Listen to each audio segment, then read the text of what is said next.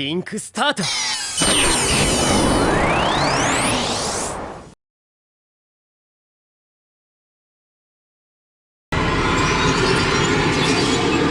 Assalamualaikum warahmatullahi wabarakatuh. Pohon cemara di tepi kolam, tempat berteduh si anak itik.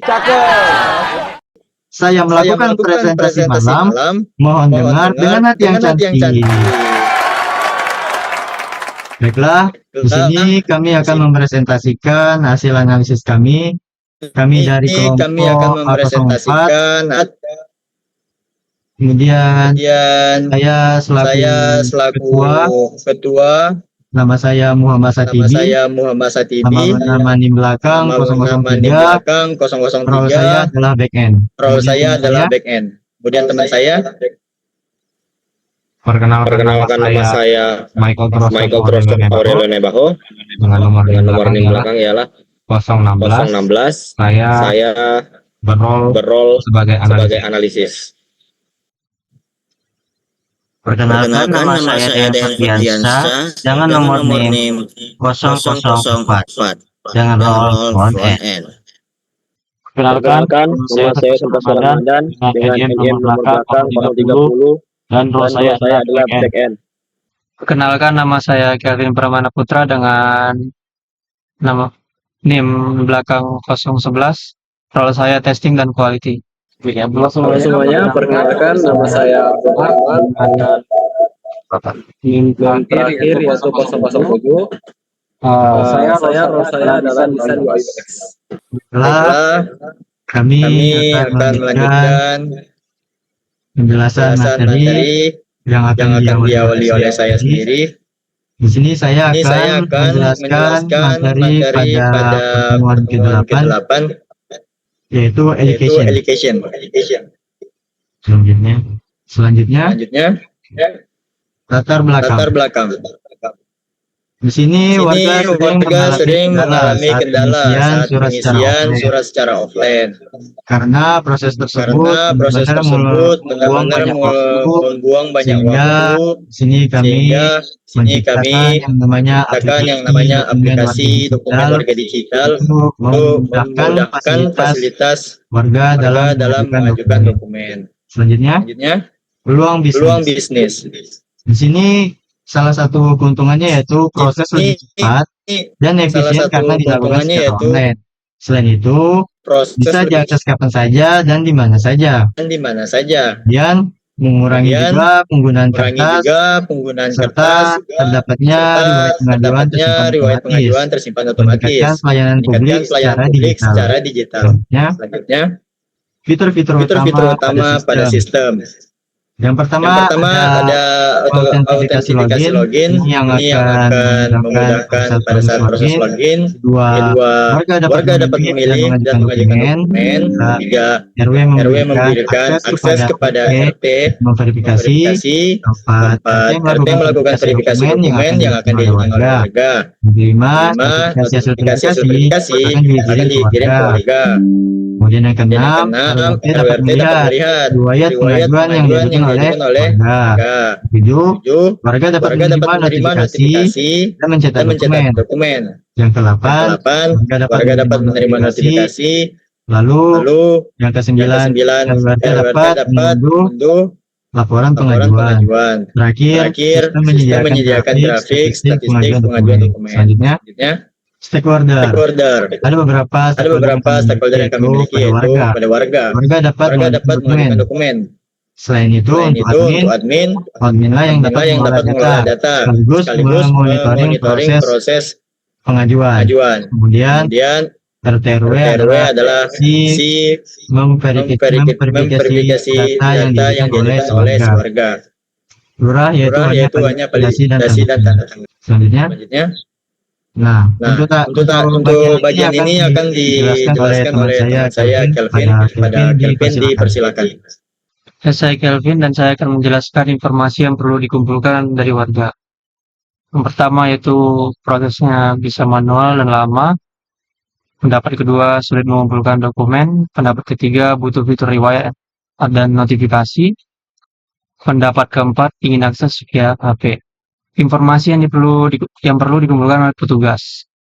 Yang pertama itu beban kerja tinggi saat ramai. Yang kedua, sulit memeriksa berkas satu persatu. Yang ketiga, membutuhkan dashboard verifikasi. Selanjutnya, informasi yang perlu dikumpulkan oleh sistem, yaitu dari alur proses lengkap dari input ke verifikasi dan menjadi PDF. Dan struktur data dan kebutuhan keamanan. Metode elicitation. Yang pertama itu interview, menggali detail dan kebutuhan warga dan petugas. Dan kedua, observasi, melihat alur manual yang sebenarnya. Dan ketiga, dokumen analisis, menganalisis formulir, SOP, dan template surat. Dan keempat, kuesioner, mengumpulkan data dari banyak warga sekaligus. Alasan pemilihan metode ini yaitu bisa interview memberi insight mendalam masalah dan harapan. Observasi membantu memahami alur kerja nyata, analisis dokumen memastikan sistem mengikuti standar resmi. Dan terakhir, kuesioneri efektif untuk data dalam skala yang besar. Indirect elicitation. Oke, selanjutnya saya akan menjelaskan tentang tujuan. Nah, tujuan ini yaitu menggunakan data yang sudah ada, yang mana yang digunakan itu secara manual, ada arsip maupun wawancara untuk menyempurnakan aplikasi. Nah, selanjutnya ini ada jenis-jenis data existing. Yang mana yang pertama itu ada pengajuan manual, alur kerjanya offline maksudnya. Nah, selanjutnya ada daftar persyaratan dokumen. Selanjutnya lagi ada catatan pengajuan sebelumnya. Yang selanjutnya ada keluhan dan hambatan warga. Selanjutnya ada kebijakan dan keamanan data. Yang terakhir itu adalah data profil warga, mana terdiri dari NIK, nama dan alamat. Selanjutnya akan dijelaskan oleh teman saya yang bernama Irfan. Oke, saya akan menjelaskan tentang pemanfaatan data interdepartment. Di sini di nomor 1 ada proses manual, yaitu data business case dan step flow. Dan kedua ada persyaratan dokumen, yaitu validasi otomatis dan mandatory fields. Dan ketiga ada catatan pengajuan, yaitu tracking status, notifikasi, dashboard statistik. Dan keempat, keluhan warga, yaitu peningkatan usability dan transparansi. Yang kelima, kebijakan keamanan, yaitu encryption role-based access. Yang keenam ada data profil warga, yaitu login dan auto formulir. Enchant requirement yang dihasilkan itu A, functional requirement atau FR. 1. Validasi otomatis penangkapan dokumen, tracking status pengajuan, notifikasi otomatis seperti SMS, WA, email, dan ada definition, yaitu jenis file JPG atau PDF. Dan C, process rule, yaitu pengajuan hanya diproses jika berkas lengkap, proses hanya pada hari kerja, dan dokumen tertentu wajib surat pengantar RW.